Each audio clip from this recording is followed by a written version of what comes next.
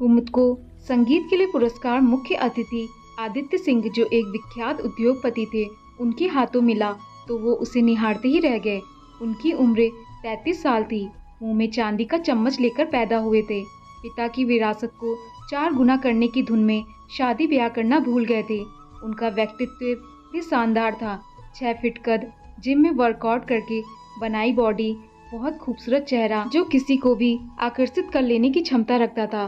पर उन्हें कुमुद के रूप का ऐसा नशा हुआ था कि उसका पता लगाकर उसके घर पहुंच गए और उसके पिता से उसका हाथ मांगा।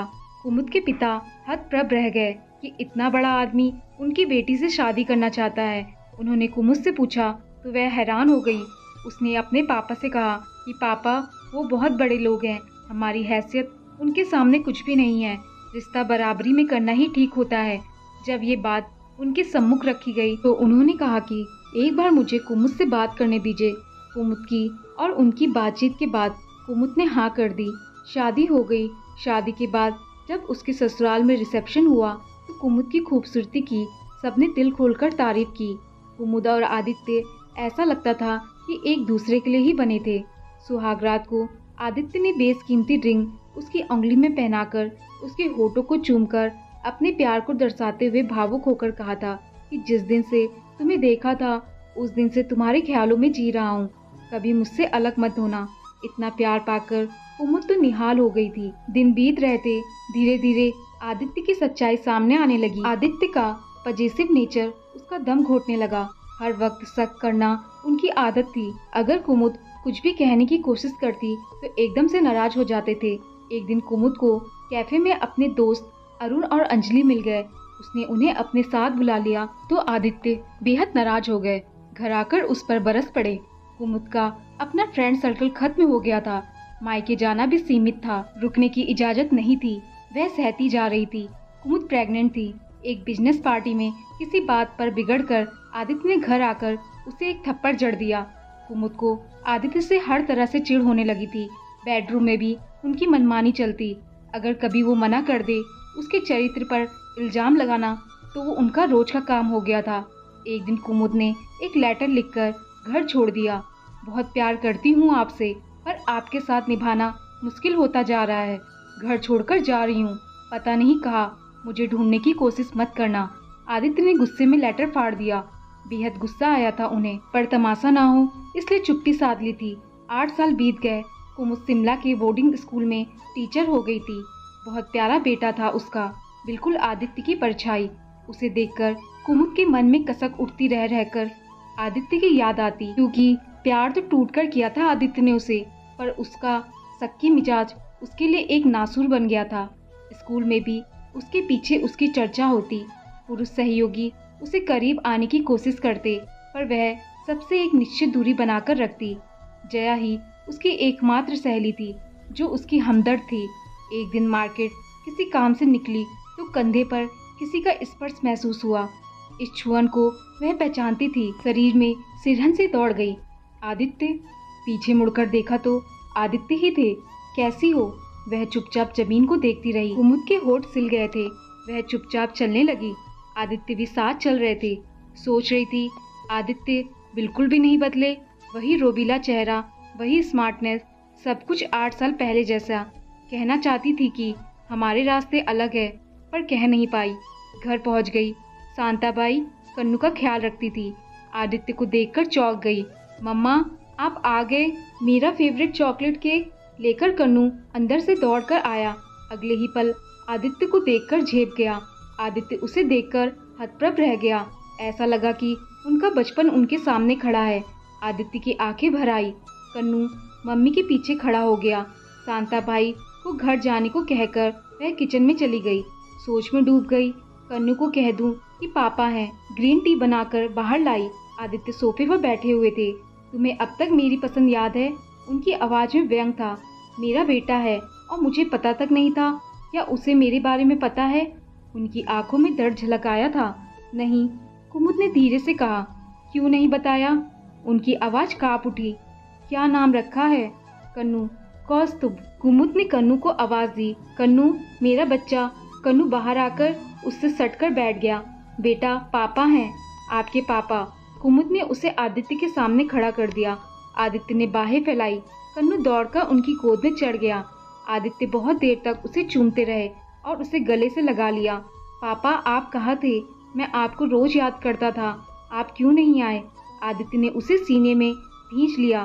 कुमुद की तरफ देखते हुए बोले, बेटे, मैं बाहर गया हुआ था, आपको मेरी याद नहीं आती थी? बहुत आती थी। आई लव यू पापा। आदित्य की आंखें भर आई थी। कुमुद उठकर बेडरूम में आ गई और रो पड़ी। आदित्य और कन्नू की बातें सुनाई दे रही थी। आदित्य बड़े धैर्य से कन्नू के मासूम सवालों का जवाब दे रहे थे।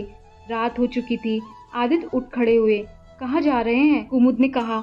होटल में रुका हूँ, यही रुक जाइए। रुक जाऊं? मुझे बर्दाश्त कर सकोगी? आदित्य का स्वर तल्ख था। कन्नू पापा से चिपक गया। पापा यही रहेंगे। कुमुद डिनर बना चुकी थी। आदित्य का फेवरेट मटर पनीर, सूखे आलू, बूंदी का रायता, मीठे में खीर। आदित्य खुद खाते हुए कन्नू को खिला रहे थे। खाने के बाद कन्नू पापा से गप्पे लड़ाते हुए उनकी गोद में सो गया।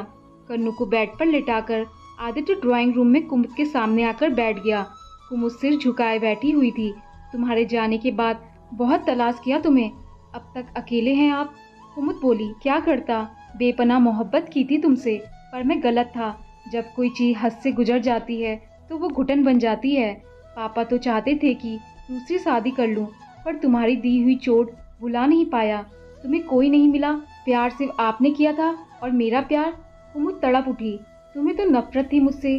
अगर ऐसा होता तो यूं ना छोड़ देती मुझे। आपकी आदतों से नफरत थी। कुमुद की आंखें भर आई। वह वहां खड़ी नहीं रह सकी। किचन में आकर अपने आंसू पोंछने लगी। आदित्य ने अपना कोट उतारकर सोफे पर रख दिया। वह ध्यान से कुमुद को देख रहे थे। उसका रूप उतना ही ताजा निखरा हुआ था जितना 8 साल पहले था। उन्होंने सिगरेट निकाली और सुलगा ली। एक गहरा कर लिया। कुमुद ने कहा, सिगरेट कब से पीने लगे आप? तुम थी तो इसकी जरूरत नहीं थी।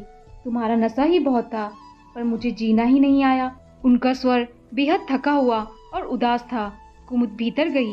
एक नाइट सूट लाकर उनके सामने रख दिया। वो चौंक गए। ये तो मेरा है। हाँ, अपने साथ ले आई थी। क्यों? आप नहीं समझेंगे। और तुम? कहकर आदित्य चुप हो गए। दोनों के बीच कुछ देर खामोशी फैल गई। तुम्हारा घर छोड़कर जाना कुछ दिन अखबारों की और न्यूज़ की सुर्खियां बना रहा था। मैंने कोई बयान नहीं दिया, खुद तुम्हें तलाश करता रहा। साथ में सोचता था शायद तुम बेवफा थी। जब मैं नहीं तो मेरे बच्चे को भी तुमने शायद। कुमुद खिड़की से लगकर खड़ी हो गई। बाहर चांदनी रात बिखरी हुई थी। दूर तक फैले पहाड़ बहुत खूबसूरत लग रहे थे। कहीं दूर चकोर पक्षियों की आवाज गूंज रही थी। आदित्य कपड़े बदलकर उसके पीछे खड़े हो गए। उसे पता ही नहीं चला वो उसके इतने करीब थे कि यह महसूस कर रही थी। वह झिझक गई।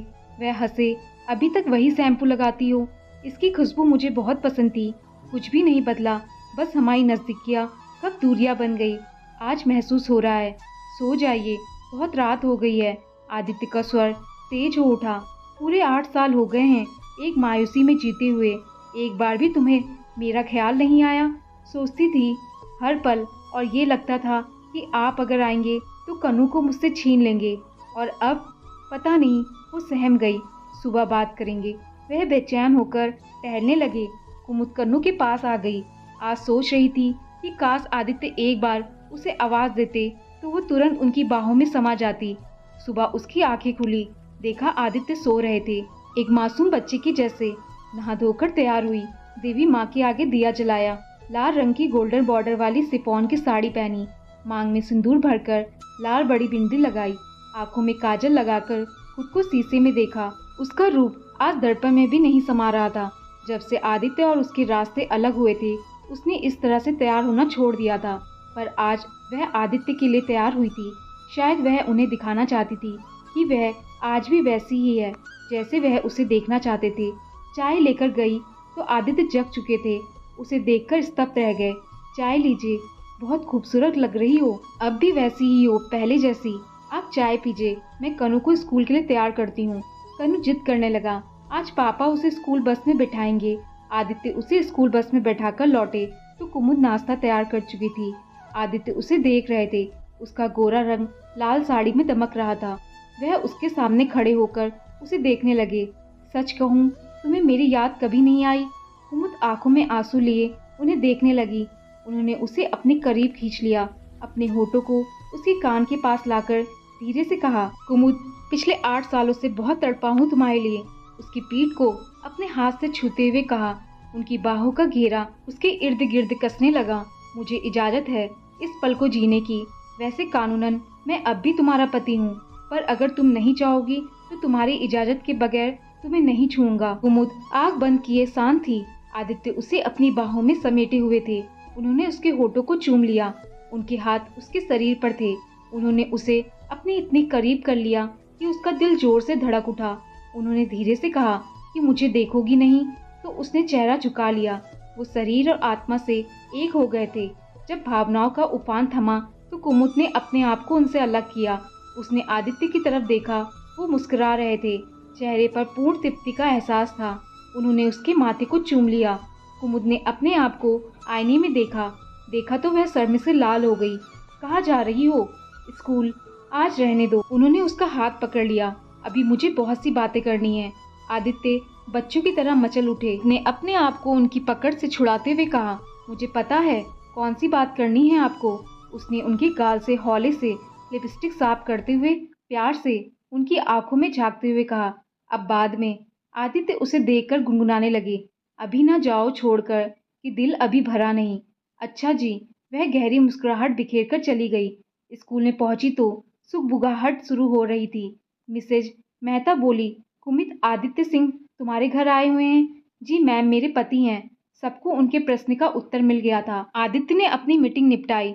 4 दिन हो गए थे उन्हें शिमला में। कन्नू हर समय पापा से चिपका हुआ रहता था। कुमुद को आदित्य का स्वभाव बदला हुआ नजर आ रहा था।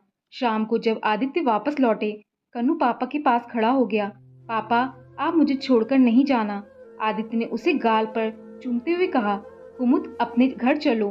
कन्नू और तुम्हारे बिना मेरी जिंदगी बेमानी है। मुझे माफ कर दो। जी नहीं पाऊंगा तुम्हारे और कन्नू के बिना। कुमुद ने प्यार से उनकी तरफ देखा और कन्नू के सिर पर हाथ फेरते हुए कहा, आपके बिना मैं अधूरी हूँ। मेरे कन्नू को अपने पापा के साथ और प्यार की जरूरत है। और आदित्य की बाहों में समा गई। दोस्तों, शक एक ऐसी बीमारी है जो जिंदगी बर्बाद कर देती है, इसलिए इसे रिश्तों से दूर रखें। जीवन साथी को बेहद प्यार दे और उसकी भावनाओं को समझे, तभी जिंदगी खुशहाल होगी। दोस्तों, आपको कहानी पसंद आई हो तो लाइक, शेयर और कमेंट जरूर करें। और चैनल पर नए आए हैं तो चैनल को सब्सक्राइब करना ना भूलें। धन्यवाद।